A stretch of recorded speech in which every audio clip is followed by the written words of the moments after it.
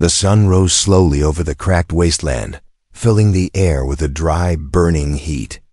Every morning looked the same, but today felt even harder for Lyra, a young alien girl with tired eyes and a small body that carried too many responsibilities. She held a broken bucket in her hand, its edges chipped, its handle tied with old rope. Still, she carried it with care because this bucket held her mother's only chance of living one more day. Lyra walked alone. She always walked alone. Around her, the wasteland stretched endlessly. Huge rocks shaped like twisted bones scattered across the land. The ground was sharp and dry, like old skin cracking under pressure. Far away, giant dust storms moved like living beasts, waiting to swallow anything that came too close. Lyra kept her head down, stepping carefully, praying the ground would not break under her feet. Every day she traveled this path. Every day she risked her life.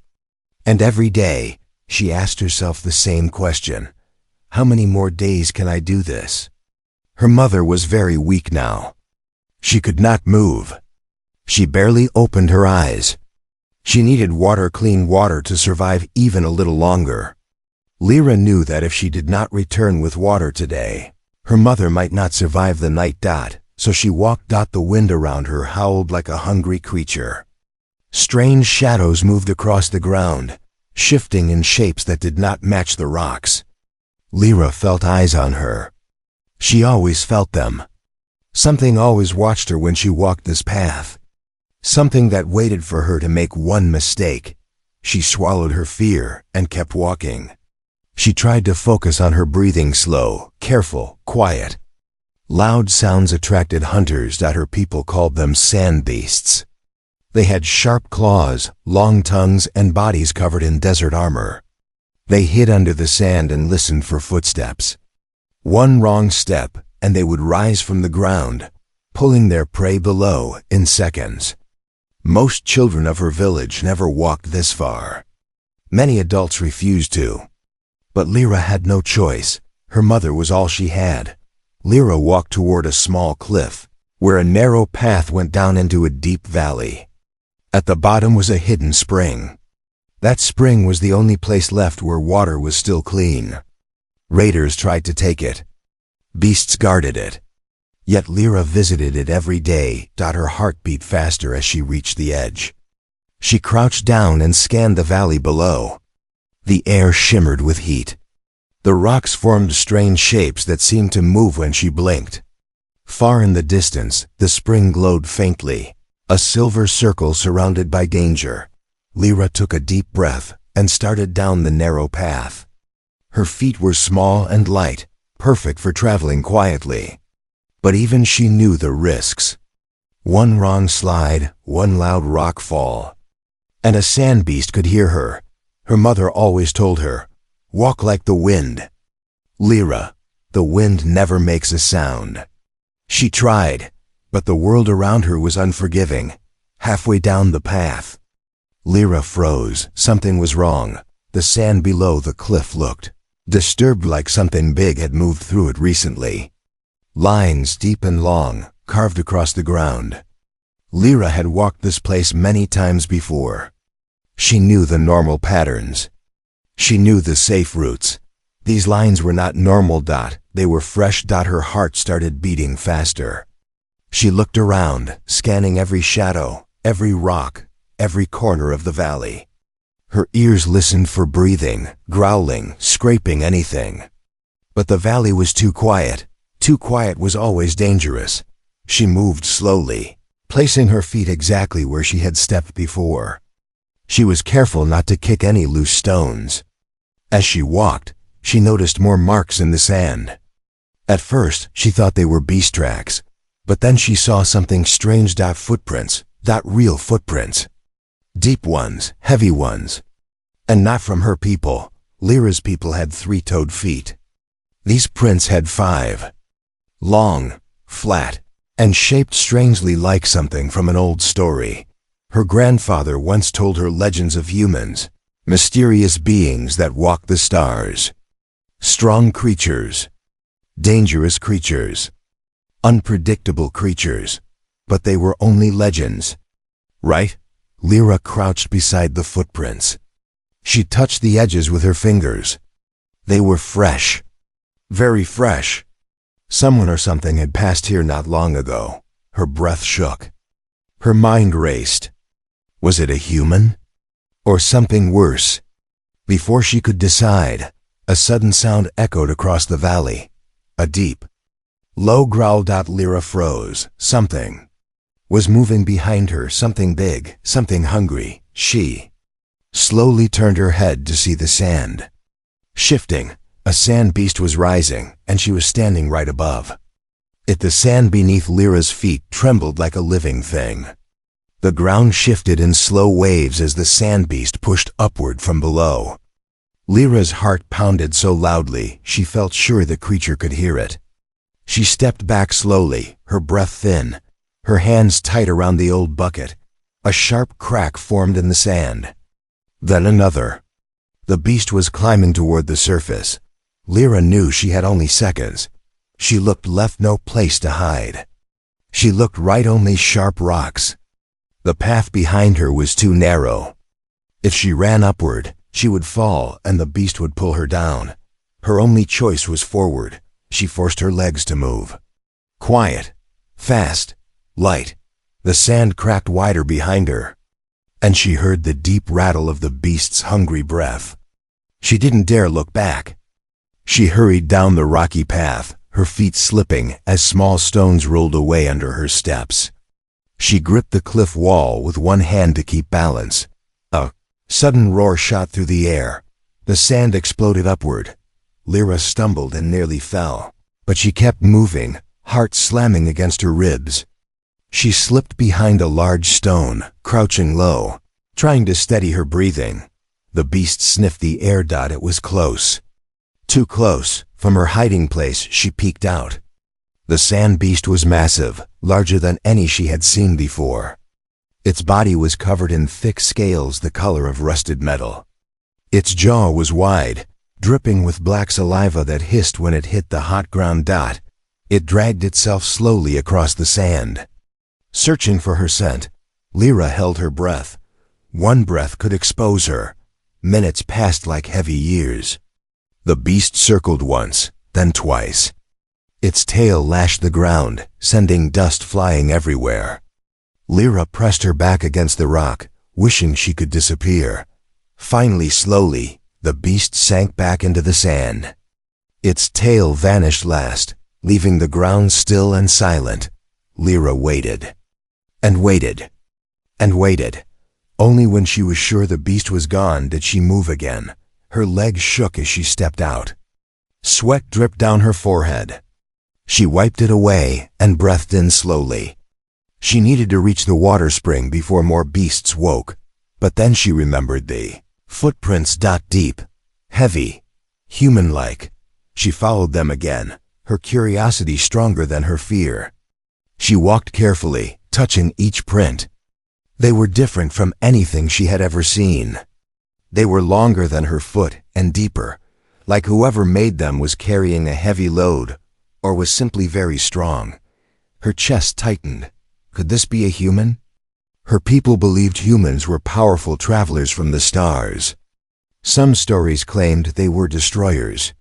Others said they were protectors, beings of great strength and strange tools. No one in her village had ever seen one, but the prints were real. Lyra's mind filled with questions. Was the stranger dangerous? Was he watching her? Did he know she was following his tracks? As she walked deeper into the valley, she noticed more signs. A broken piece of metal half buried in the sand, smooth, shiny, nothing like the tools of her village. A strange black mark on a rock, as if something had burned it. Lyra touched the metal piece. It was warm. Too warm. Someone had been here very recently. The wind shifted, carrying a faint new sound. Lyra stopped, listening. It was soft, unusual, almost like someone speaking, but the voice was not speaking her language. Her blood turned cold. She crouched behind another rock, clutching her bucket tightly. There it was again, a deep, calm voice, speaking words she could not understand. Her heart pounded with fear and curiosity. She peeked over the rock. At first, she saw nothing, just rocks, sand, and dust. Then she saw movement far ahead behind a cluster of tall stones.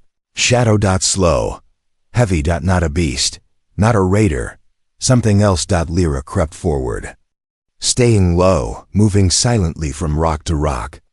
As she got closer, she heard the voice more clearly. It was talking to something, a device, a machine. She leaned around the rock to see. Her breath caught. A tall figure stood there, wearing a suit of dark armor she had never seen before. The armor was scratched and dusty, as if he had been through a great battle. The figure held a shining object that glowed blue, blinking softly. And then he turned. Lyra gasped softly. The face inside the helmet was pale, human, a real human. The human touched his helmet, adjusting something, and spoke again, his voice echoing strangely through the device. Lyra's heart raced. Humans were supposed to be legends, stories, but this one was real. Suddenly, the human stopped speaking. He turned his head sharply toward her direction. Lyra froze. Had he heard her? His hand reached for his glowing device. Then a low growl rose behind her. The sand was moving again. Another beast had surfaced, and this time it was right behind Lyra. Lyra did not dare move. Her feet were rooted to the ground, her legs shaking so hard she could barely stand. The low growl behind her rose into a sharp rumble, a sound every child in her village feared. She slowly turned her head, her heart beating like a drum in her ears. The sand had cracked open again. A second sand beast pulled itself from the earth, its long jaws splitting into 4 sharp edges. Its eyes glowed a sickly yellow as it locked onto Lyra. Fresh hunger burned inside its gaze. Lyra stepped back, her breath catching. This was it. She couldn't run. She couldn't hide. The cliff wall blocked one side. The human stood in front of her, and the beast blocked her only escape. The beast growled again, lowering its body as it prepared to attack. Lyra squeezed, her eyes shut, but the beast didn't pounce. A sudden sound cut through the air, sharp, metallic, loud. "Stay down!" A deep voice shouted at the human. Lyra opened her eyes in shock. The human had moved fast, faster than she ever imagined. He held a strange weapon in his hands, its tip glowing with bright blue energy. With one smooth motion, he aimed it at the sand beast. A pulse of light exploded from the weapon. It hit the beast directly in the chest. The creature roared in agony, flailing wildly as sparks of blue electricity danced across its body. It stumbled backward, sand flying everywhere. The beast twisted, tried to retreat, but the energy burned through its tough scales. Another blast. This time the creature collapsed completely, sinking into the sand with a long, dying hiss. Silence fell over the valley. Lyra stared at the human, eyes wide, mouth slightly open. She had never seen anything like that. His power, his weapon, his speed, it was beyond anything she knew. The human turned slowly, breathing hard. His armor was scratched, his helmet cracked on the side. When he finally looked at Lyra, his eyes behind the visor softened just a little. "You okay?" he asked. Lyra didn't understand the words, but she understood the tone. Concern, not anger. He wasn't here to hurt her. He had saved her life. She opened her mouth to speak, but no words came out. She just nodded slowly. The human lowered his weapon. He touched something on his wrist, another device that glowed faintly. A holographic screen appeared with strange symbols floating across it. He pressed a few buttons, but the machine made a weak, fading sound. He sighed. Even without knowing his language, Lyra understood that sigh. He was tired, hurt, lost maybe. The human took a step toward her, but suddenly stopped and grabbed his side. A pained groan escaped him. He was wounded. Lyra hesitated, fear gripping her chest again. But then she remembered the legends humans traveled far, fought hard, and survived impossible things. But this one looked like he might fall at any moment. The human's knees buckled, and he collapsed onto one hand, breathing heavily. His weapon fell to the ground, the glow slowly fading. Lyra gathered her courage and stepped closer. She pointed nervously at his injury. The human followed her gaze, then tried to laugh, but it came out as a cough. He spoke again softly this time. His voice was warm, but he was fading fast. Lyra took a bold step forward and touched his arm. His armor felt cold under her hand. The human looked up at her through his cracked visor. He wasn't a legend, he was just a person. A person who helped her without asking anything. Lyra reached into her small shoulder pouch and pulled out a piece of cloth, old but clean. She pointed at his injury again and gently pressed the cloth there. He winced but didn't pull away. "You saved me," she whispered in her language. Even though she knew he couldn't understand, the human nodded slowly, as if he somehow did understand. Then his body swayed. He collapsed completely, his eyes closing. "Wait, no!" Lyra cried, grabbing his shoulders. The human lay still, not dead, but unconscious. And now Lyra was alone with him, deep in a dangerous valley, with beasts waking and shadows moving in the far distance. She looked around. More danger was coming. She could feel it in the air. Not if she left him here, he would not survive. But if she stayed with him, she might not survive either. Her hands trembled, her heart ached.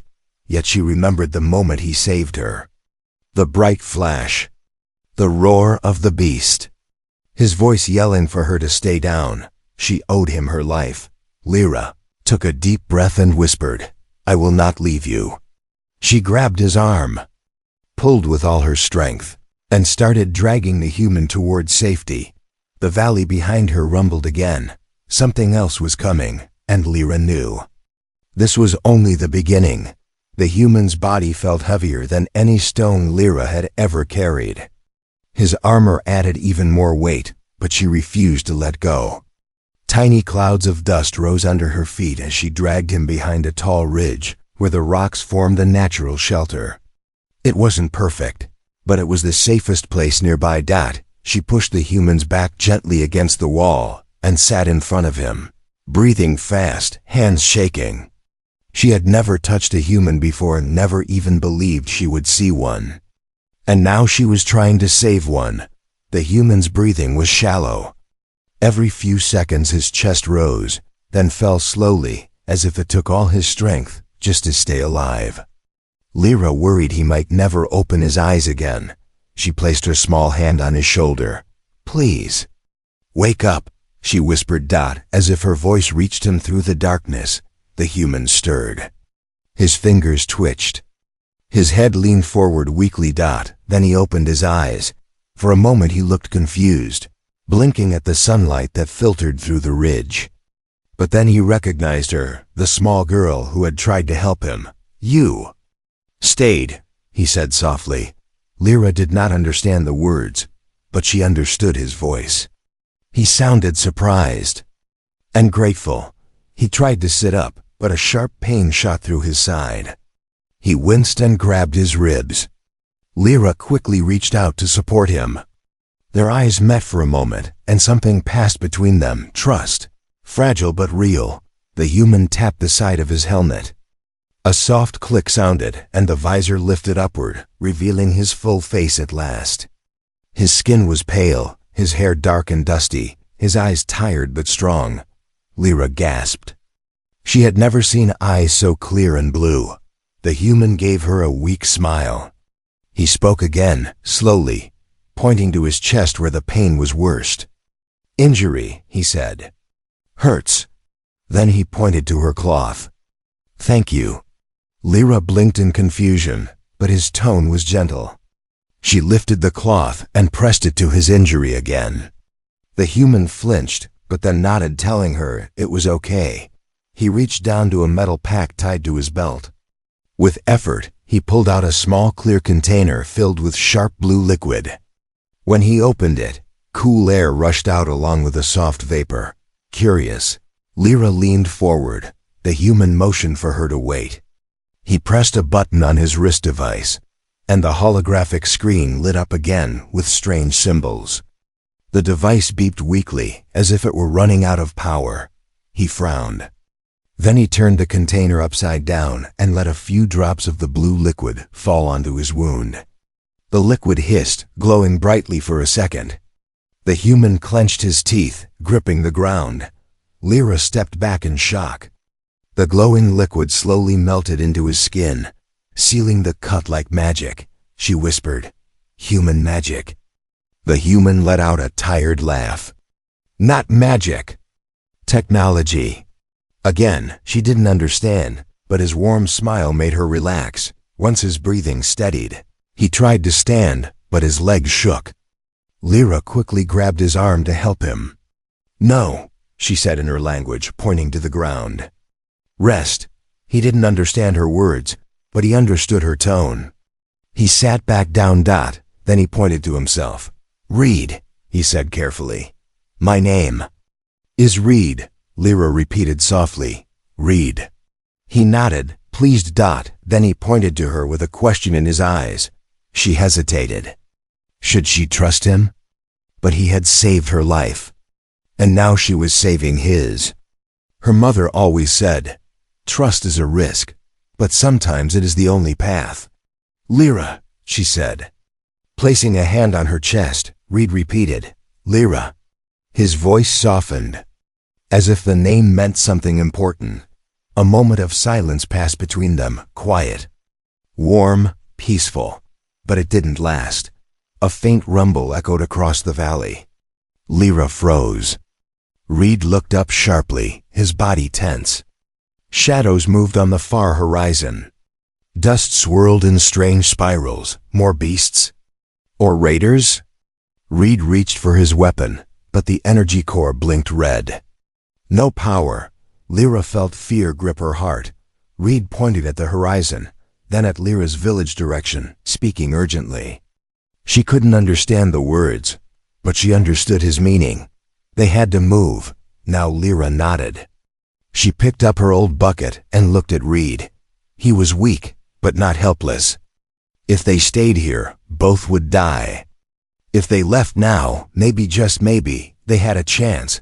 Reed put his hand on her shoulder. Steadying himself, Lyra whispered, "Come, I help." Reed nodded. Together, with danger closing in around them, the girl and the human stepped out of the rocky shelter and began the long journey back toward the village. Toward the unknown. Toward whatever fate waited for them next. Lyra and Reed walked as fast as they could across the burning valley floor, but the sun was already sinking behind the jagged cliffs. Long shadows stretched across the land like dark fingers reaching for them. Lyra knew what that meant. Night was coming, and night in the wasteland was far more dangerous than day. Reed leaned heavily on her shoulder, each step slow and painful.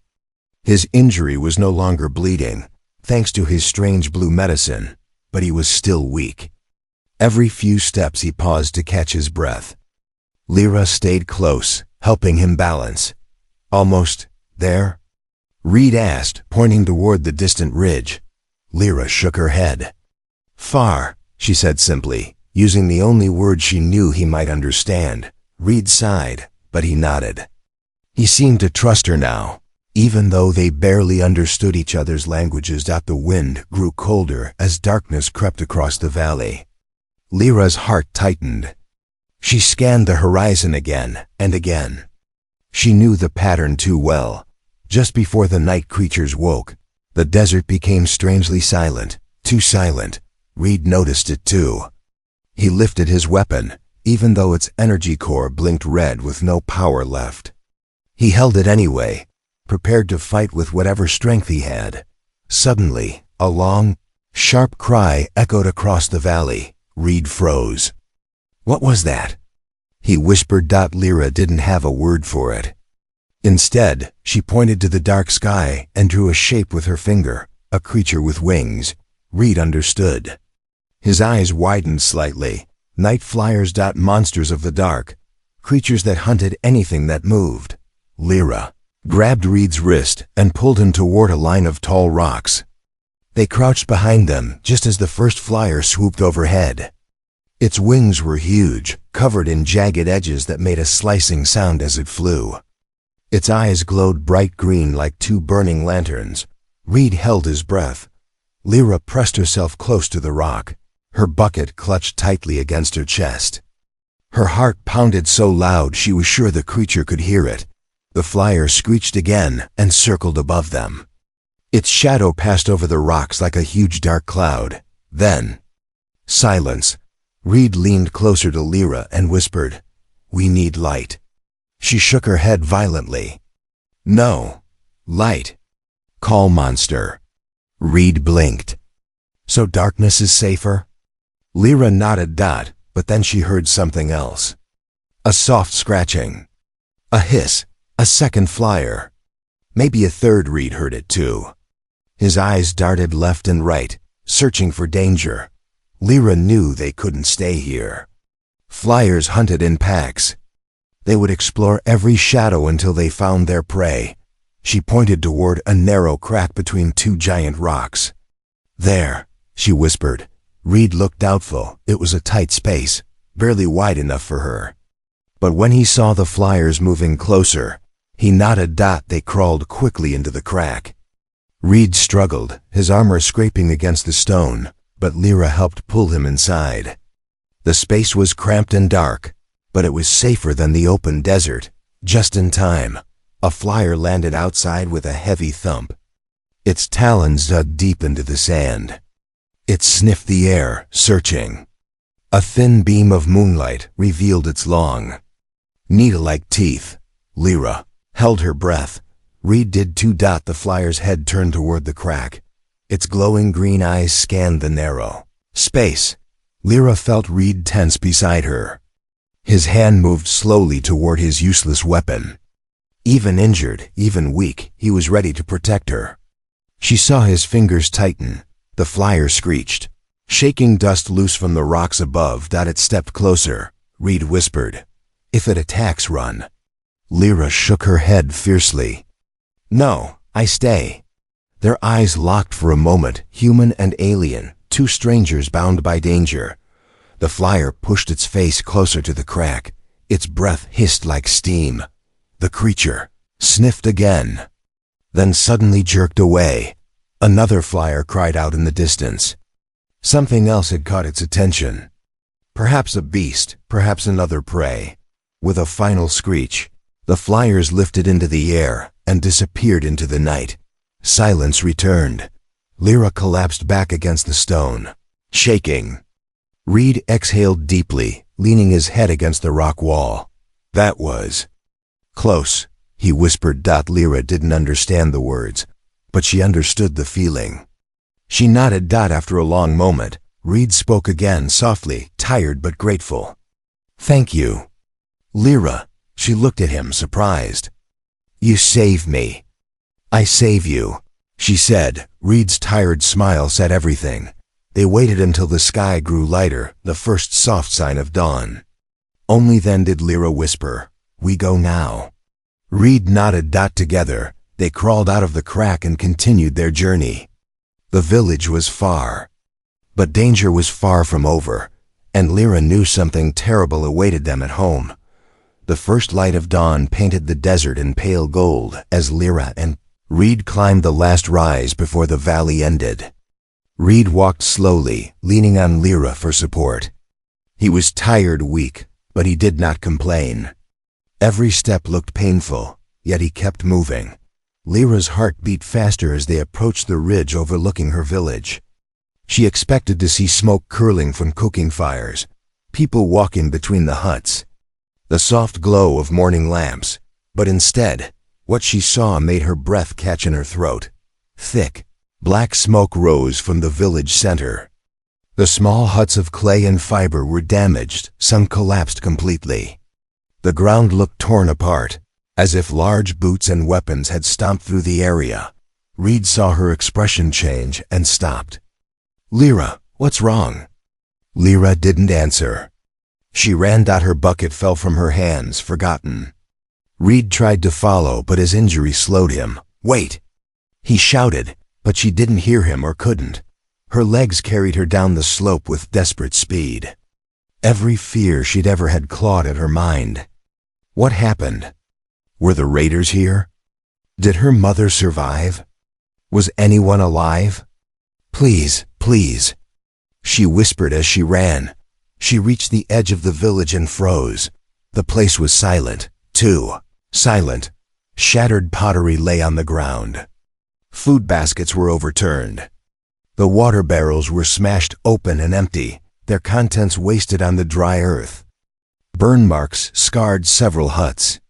The main gate, a simple wooden frame, had been ripped apart. Raiders. It had to be raiders. Her breathing grew sharp and painful. She stepped slowly inside the village, her eyes wide and wet. "Mother?" she called softly. "Mother!" No answer. Reed finally reached the village, panting heavily. When he saw the destruction, his eyes hardened. "Attack," he murmured. Even without understanding each other's words, Lyra knew they shared the same thought. Nothing about this was natural. Lyra ran toward her home, what was left of it. The walls were cracked, the roof half collapsed. She pushed aside broken pieces of clay and fiber, crawling inside. Her mother was gone. For a moment, Lyra couldn't breathe. Her hands shook so badly she had to hold on to a broken beam to stay steady. Tears blurred her vision. "Mother, where are you?" Reed stepped behind her and crouched, looking at the small destroyed hut. He touched the ground gently, searching for signs. His eyes narrowed as he studied the footprints. Heavy boots. Drag marks. Struggle marks. He looked at Lyra. They took her. Lyra didn't understand the words, but she understood the meaning. Her mother had been alive when the raiders came. Alive. But taken. Lyra's heart hurt in a way she had never felt before. She clenched her fists and shook her head. "No, no." Reed placed a gentle hand on her shoulder. His touch was steady, careful. She looked up at him through tears. For the first time, she truly saw him not as a stranger, not as a legend, not as a warrior, but as someone who understood loss. He nodded slowly, telling her without words, "We will find her." Before Lyra could speak, a sudden movement caught her eye. A faint rustle came from behind the storage hut. Reed instantly grabbed his weapon and limped forward. Raising it defensively, even though it had no charge, Lyra followed. Heart pounding, a figure stumbled out from behind the hut, a young boy from the village, bruised and shaking. Lyra recognized him instantly. "Taro!" she cried. The boy collapsed, but Lyra caught him. His eyes were wide with fear, his clothes torn, his breath uneven. "Lyra." "They came," he whispered weakly. Reed knelt beside them, scanning the child for injuries. Lyra held Taro's hand tightly. "Mother, where?" "Mother?" Taro swallowed hard. "Raiders. Took many. They were looking for water. And something else. Someone else." His eyes shifted to Reed, fear mixed with confusion. Reed understood. He muttered, "They saw my ship. Or my signal."